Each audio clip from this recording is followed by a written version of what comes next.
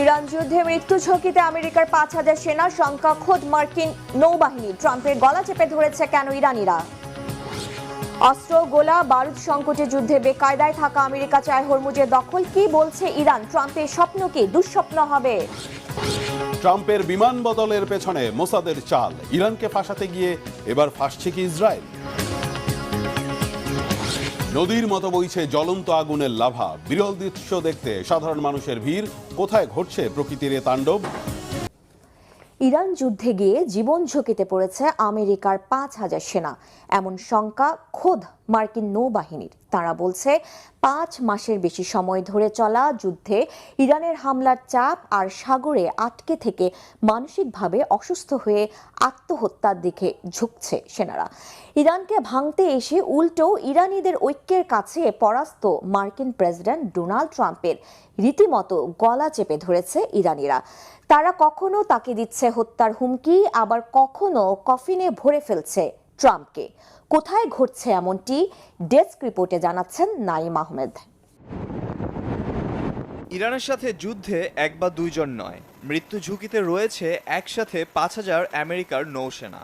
আর এই সংখ্যা খোদ মার্কিন নৌবাহিনী আর নাবিকদের পরিবার ও সহকর্মীদের। তাদের অভিযোগ, ইরানে হামলা চালাতে গেল 250 দিনের বেশি সময় ধরে 5,000 সেনা নিয়ে মধ্যপ্রাচ্যে অবস্থান করছে মার্কিন রণতরী আব্রাহাম লিঙ্কন। মধ্যপ্রাচ্যে দীর্ঘ ও ক্লান্তিকর দায়িত্ব পালন শেষে কবে নাগাদ ফেরা যাবে তার কোনো নিশ্চয়তা নেই। এমন অনিশ্চিত পরিস্থিতিতে ইরানের বিরুদ্ধে যুদ্ধ করতে পাঠানো মার্কিন যুদ্ধজাহাজ ইউএসএস আব্রাহাম লিঙ্কনের নাবিক ও সেনাদের মানসিক স্বাস্থ্যের চরম অবনতি ঘটেছে। একই সঙ্গে তাদের মধ্যে আত্মহত্যার ঝুঁকি তৈরি হওয়ায় গভীর উদ্বেগ দেখা দিয়েছে জাহাজের নাবিকদের মধ্যে।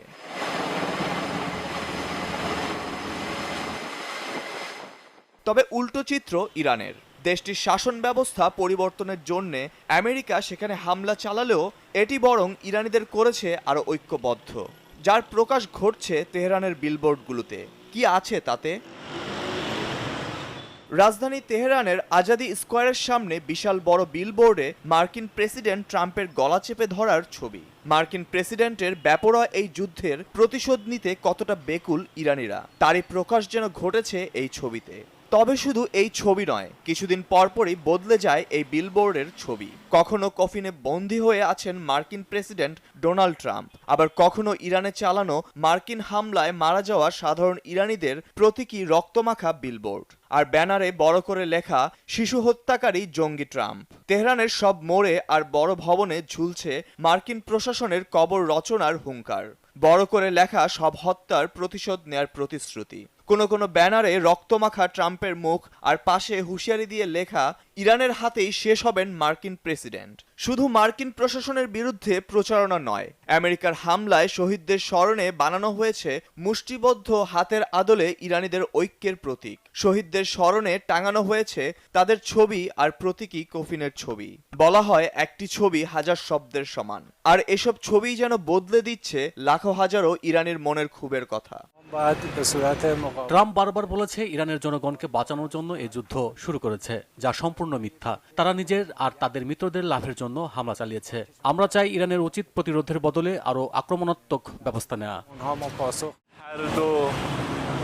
আমি একজন সাধারণ তরুণ ইরানি হিসেবে দাবি করছি, ইরানের উপর চাপিয়ে দেয়া যুদ্ধ আর হত্যাযজ্ঞের জন্য আমেরিকাকে শাস্তি আর জবাবদিহিতার আওতায় আনা হোক।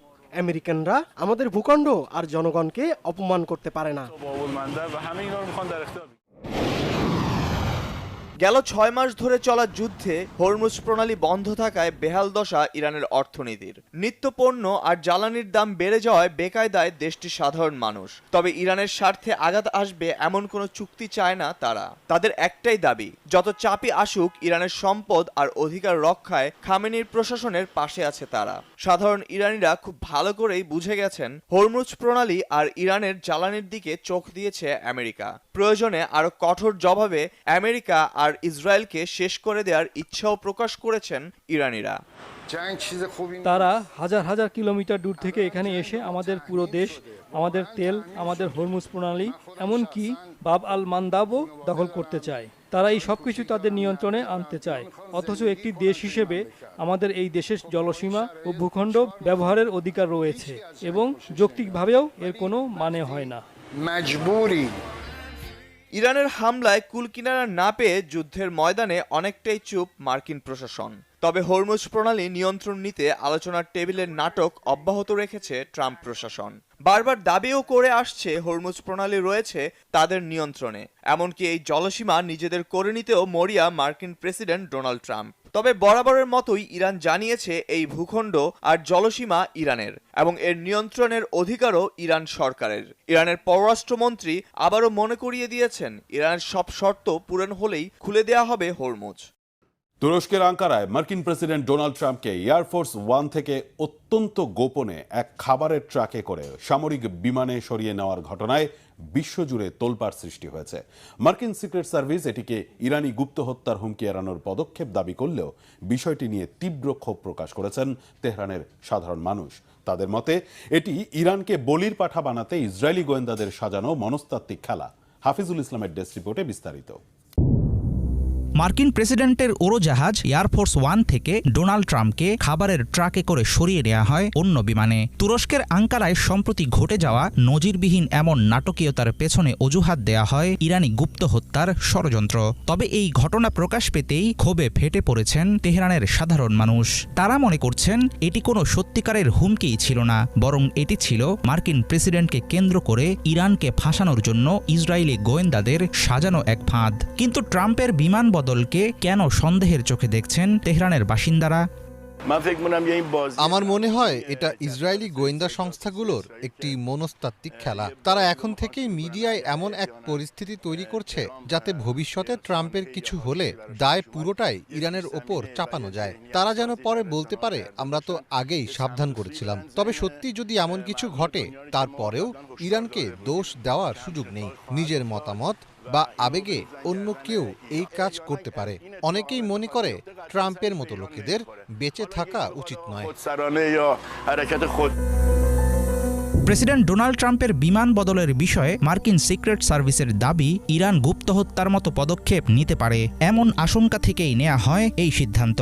তবে তেহরানে চিকিৎসা ক্ষেত্রে কর্মরত আবুল ফজল মোহাম্মদিয়ানের মতো অনেকে মনে করেন ট্রাম্পের অযৌক্তিক ভয় মূলত জায়নবাদী গোষ্ঠীর তৈরি। ইরানের এমন কোনো পদক্ষেপ নেয়ার হলে তাদের সামনে অন্য রাস্তাও ছিল বলে মনে করছেন এসব ইরানি। ডোনাল্ড ট্রাম্প মূলত নিজের মনের ভয় থেকেই এমনটা করেছেন, আর এই ভয় হয়তো তার উপর প্রভাব খাটানো জায়নিস্ট বা জায়নবাদী গোষ্ঠীগুলোই বাড়িয়ে দিয়েছে। আমাদের দেশ যদি সত্যিই কোনো পদক্ষেপ নিতে চাইতো তাহলে তো আমাদের সামনে আরও অনেক পথ খোলা ছিল। প্রতিবেশী কোনো দেশে অভিযান চালিয়ে আঞ্চলিক সম্পর্ক নষ্ট করার মতো কাজ অন্তত আমরা করতাম না। তুরস্কে প্রেসিডেন্ট ট্রাম্পের রহস্যময় বিমান বদল নিয়ে যুক্তরাষ্ট্র যে ব্যাখ্যাই দিক না কেন, তেহরানের জনসাধারণ বিষয়টিকে ইসরায়েলের রাজনৈতিক চাল হিসেবেই দেখছে। যুক্তরাষ্ট্র ইরান যুদ্ধ 6 মাসে গড়াতে চলেছে। দীর্ঘ এই সংঘাতে ইরানের সামরিক সক্ষমতা ও অর্থনীতির ওপর চাপ ক্রমেই বাড়ছে।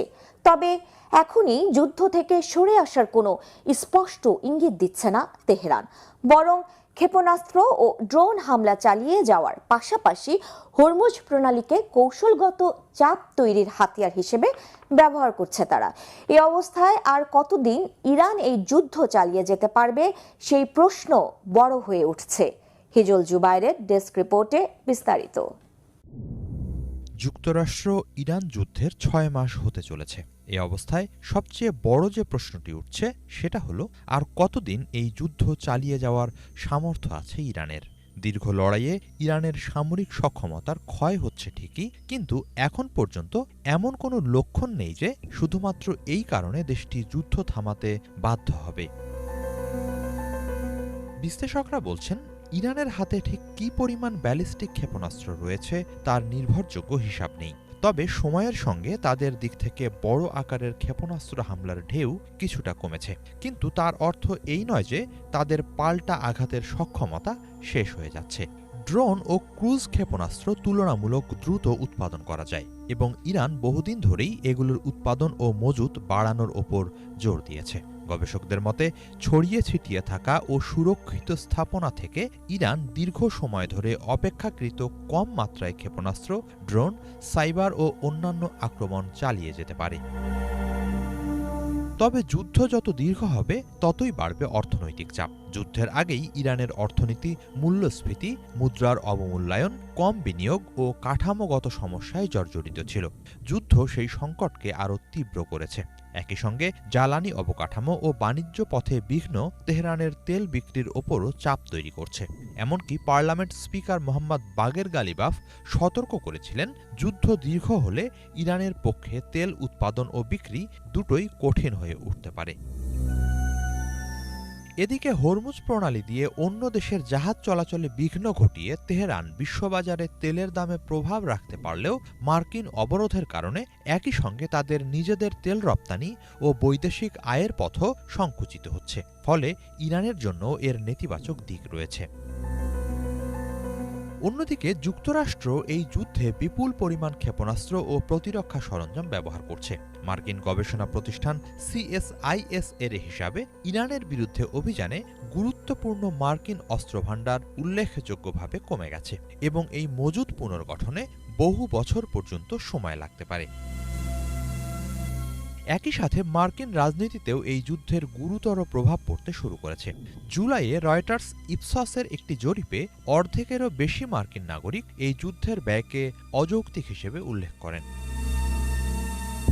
বিশ্লেষকদের মতে ইরানের বড় বাজি সম্ভবত এখানেই। যুক্তরাষ্ট্রকে সামরিকভাবে পরাজিত করা নয়, বরং যুদ্ধের ব্যয়, জ্বালানি সংকট এবং রাজনৈতিক চাপ এতটা বাড়িয়ে তোলা যাতে শেষ পর্যন্ত ওয়াশিংটন আলোচনার টেবিলে ছাড় দিতে বাধ্য হয়। বিশ্লেষকদের অভিমত, ইরানের সবচেয়ে বড় দুর্বলতা সামরিক নয়, বরং অভ্যন্তরীণ অর্থনীতি। মূল্যস্ফীতি, বেকারত্ব, অবকাঠামোর ক্ষয়ক্ষতি ও জন অসন্তোষ একসঙ্গে তীব্র হলে সেটিই ক্ষমতাসীনদের জন্য সবচেয়ে বড় ঝুঁকি হয়ে উঠতে পারে। ফলে ইরান কতদিন যুদ্ধ চালাতে পারবে এর নির্দিষ্ট সময়সীমা বলা কঠিন।